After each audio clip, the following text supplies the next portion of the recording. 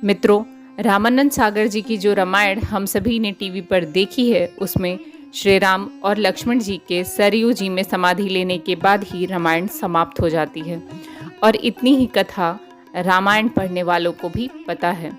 पर क्या आपने कभी सोचा है क्या हुआ राम जी के जाने के बाद लवकुश का और उनकी अयोध्या का? आइए दोस्तों जानते हैं श्री राम के जाने के बाद क्या हुआ रघुवंश का। कहा जाता है कि श्री राम के बाद अयोध्या का कारभार कुश ने संभाल लिया। उन्होंने कुमुदावती से विवाह किया, जिनसे उनके पुत्र अतिथि हुए।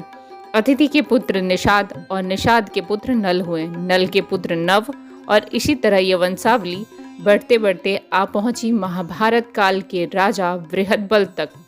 इतिहास में बृहदबल का जिक्र कुश की 50वीं पीढ़ी के रूप में होता है।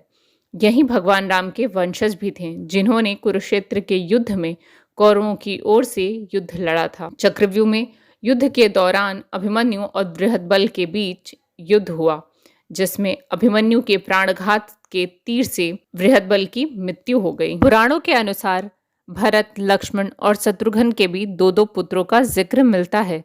भरत के 2 पुत्र हुए, दक्ष और पुष्कर। लक्ष्मण के पुत्र चित्रांगद और चंद्रकेतु हुए। वहीं शत्रुघ्न के पुत्रों का नाम सुबाहु और शिव सिंह था। जब राम जी ने भरत का राज्याभिषेक करना चाहा तो उन्होंने राजकाज स्वीकार करने से मना कर दिया, जिस पर दक्षिण कौशल प्रदेश कुश को और उत्तर कौशल प्रदेश लव को दे दिया गया।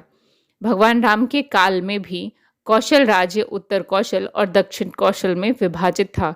कालिदास के रघुवंश चरित्र के अनुसार राम ने अपने पुत्र लव को शरावती का और कुश को कुशावती का राज्य दिया था। कुश की राजधानी कुशावती आज के बिलासपुर जिले में स्थित है। वहीं दूसरी तरफ ऐतिहासिक तथ्यों के अनुसार लव ने लवपुरी नगर की स्थापना की थी। लवपुरी के बाद लौहपुरी कहा जाने लगा, जो वर्तमान में पाकिस्तान में स्थित शहर लाहौर है। यहाँ एक किले में लव का एक मंदिर भी बना हुआ है। ऐसा माना जाता है कि लव के वंशज उसके बाद गुजरात चले गए और फिर मेवाड़ में आकर बस गए, जहाँ इन्होंने सिसोदिया वंश की स्थापना की।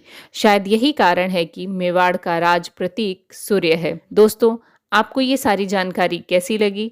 हमें कमेंट बॉक्स में कमेंट करके ज़रूर बताइएगा, ताकि हम आपके लिए ऐसी ही जानकारी से भरी वीडियोस लाते रहें। धन्यवाद।